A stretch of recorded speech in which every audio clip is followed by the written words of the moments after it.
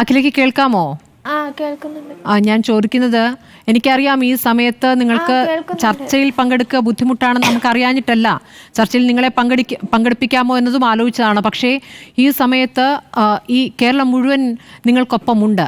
നീതി നേടിത്തരിക എന്ന ലക്ഷ്യത്തിൽ തന്നെയാണ് നമ്മൾ ഈ ചർച്ച നടത്തുകയും ചെയ്യുന്നത്. അഖില, ഞാനിപ്പോൾ അഖിലയോടും അതുല്യോടും ഒരുപോലെ തന്നെ സംസാരിക്കുന്നു. ആർക്കാണ് മറുപടി പറയാൻ പറ്റുകയെങ്കിൽ പറയുക. ഈ ചെന്താമര എന്ന വ്യക്തി, നിങ്ങളുടെ അയൽവാസി, എത്ര കാലം മുതലാണ് നിങ്ങളെ ബുദ്ധിമുട്ടിക്കാൻ തുടങ്ങിയത്?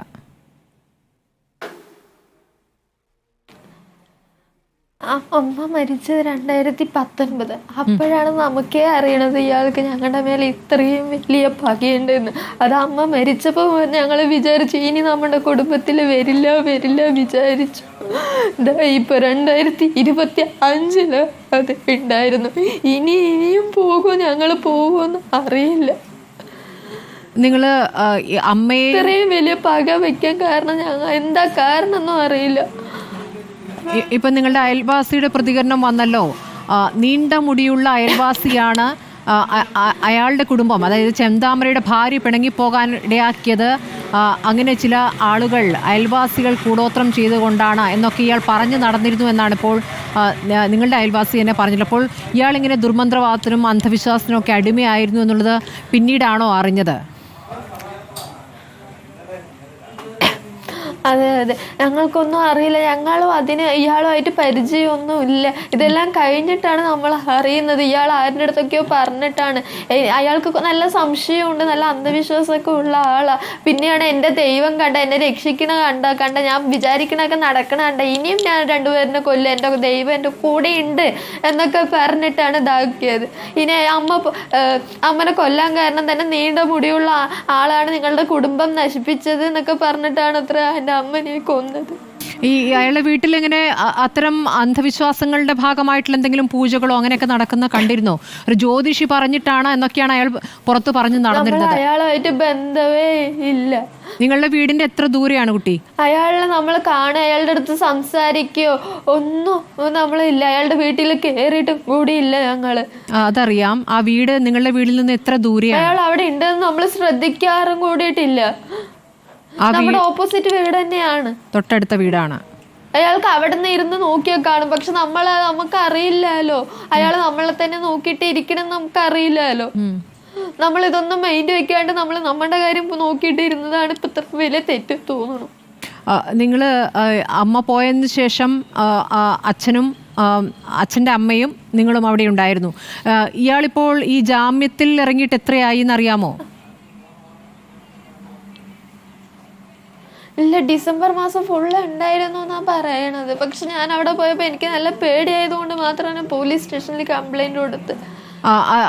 അതിന് കാരണം എന്താണ്? അത് അയാൾ വന്നു എന്ന ഭയത്താൽ അല്ലാതെ അവിടുന്ന് ഭീഷണി മുഴക്കിയിട്ടുണ്ടായിരുന്നോ? ഇനിയും കൊല്ലുമെന്നൊക്കെ പറഞ്ഞത് എപ്പോഴാണ്? ഞാനിങ്ങനെ വരുമ്പോൾ അവിടുത്തെ ആൾക്കാരിനെയൊക്കെ കാണുമ്പോൾ അവര് പറയണ്ട ഇനിയും കൊല്ലും മകളെ, പക്ഷെ നിന്റെ കുടുംബത്തിന് ഒന്നും ചെയ്യില്ല. അതാണല്ലോ ഫസ്റ്റ് നിന്റെ അമ്മനെ ചെയ്തത്. ഇനി ഒന്നും നിന്റെ കുടുംബത്തിൽ ഉണ്ടാവില്ല, ഇനി ഞങ്ങളൊക്കെയാണ് എന്നൊക്കെയാണ് പുഷ്പ ചേച്ചി എല്ലാം പറഞ്ഞിട്ടിരുന്നത്. എന്താ പിന്നെയും ഇവിടേക്ക് തന്നെ വരുന്നെന്ന് അറിയാത്ത. നിങ്ങൾ പോലീസ് സ്റ്റേഷനിൽ പോയപ്പോൾ ആരെയാണ് കണ്ടത്? പോലീസ് സ്റ്റേഷനിൽ പോയപ്പോൾ അവിടെ SI ഉണ്ടായിരുന്നു, ബാക്കി എല്ലാ പോലീസ് ഉണ്ടായിരുന്നു. അവർക്കൊന്നും അറിയില്ല. 2 കൊല്ലം കൂടുമ്പോൾ പോലീസ് മാറുന്നതുകൊണ്ട് അവർക്കും അറിയണില്ല. അപ്പോൾ നമ്മൾ എല്ലാ കാര്യങ്ങളും പറഞ്ഞും കൊടുത്തു, ഞാനും അച്ഛനും കൂടിയിട്ട്. പിന്നെ എഴുതി കൊടുത്ത് കംപ്ലൈന്റ് അവിടെ കൊടുത്തിട്ടുണ്ട്. അപ്പോൾ അവർ പറയാ അന്വേഷിക്കാന്നാ പറയുന്നത്.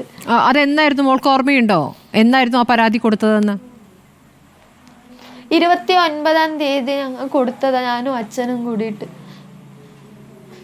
29 പറഞ്ഞാൽ കഴിഞ്ഞ മാസം ഡിസംബർ 29, 2024.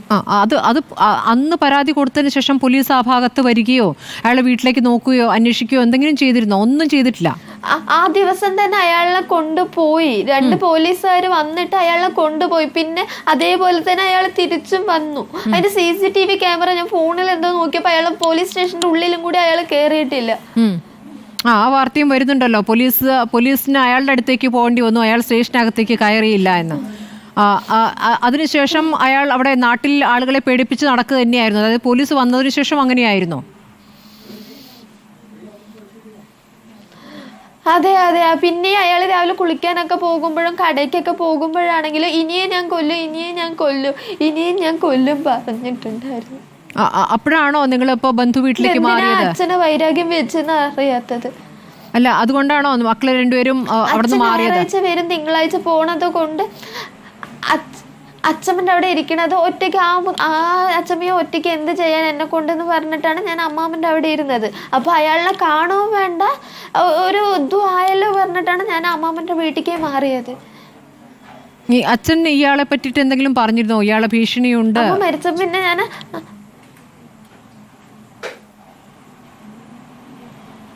ഇയാളുടെ ഭീഷണിയുണ്ടെന്ന്. അമ്മയാണ് പഞ്ചായത്ത് പണിക്ക് പോകും, അച്ഛൻ ഞായറാഴ്ച പോകും, തിങ്കളാഴ്ച വരും. അതുകൊണ്ട് അച്ഛൻ അവിടെ ഒന്നുമില്ല, അയാളെ കാണൂല, സംസാരിക്കില്ല. അമ്മയാണ് പഞ്ചായത്ത് പണിക്ക് പോവുക. ADS അവരുടെ ഭാര്യ ADS ആയിരുന്നു. അതിൻ്റെയൊക്കെ പ്രശ്നമാണെന്ന് നമ്മൾ വിചാരിച്ചത്. ഇപ്പം എന്തിനാ അച്ഛനെ കൊന്നൊന്നും അറിയില്ല. അച്ഛൻ ഞായറാഴ്ച വരുന്ന തിങ്കളാഴ്ച പോകും. അച്ഛൻ്റെ കാര്യം മാത്രം നോക്കിയിട്ടിരുന്നത്. ഒന്നിനും സമയമില്ല. വരും, ക്ഷീണം പറഞ്ഞിട്ട് കിടന്നുറങ്ങും, രാവിലെ എണീച്ച് പോകും. ഇതെന്താ പ്രശ്നം എന്നാ അറിയാത്തത്. അത് അയാളുടെ അടുത്ത് തന്നെ ചോദിക്കണം. കരയാതിരിക്കൂ, എന്ത് പറയാൻ പറ്റും. അപ്പോൾ നിങ്ങളുടെ നഷ്ടം വലിയ നഷ്ടമാണ്. അച്ഛമ്മയും പോയി, അച്ഛനും പോയി. ഏതായാലും ഈ കേരളം നിങ്ങൾക്കൊപ്പമുണ്ട്. നീതി നേടിത്തരാനുള്ള ചർച്ചകൾ തന്നെയാണ് നമ്മൾ നടത്തുന്നത്. അഖില, അതുല്യ, വളരെ നന്ദി. ഈ ആദ്യഘട്ടത്തിൽ തൂക്കിക്കൊല്ലാൻ പറ്റണ അത്രയും കൂടുതലും തൂക്കിക്കൊല്ലാൻ ശ്രമിക്കും.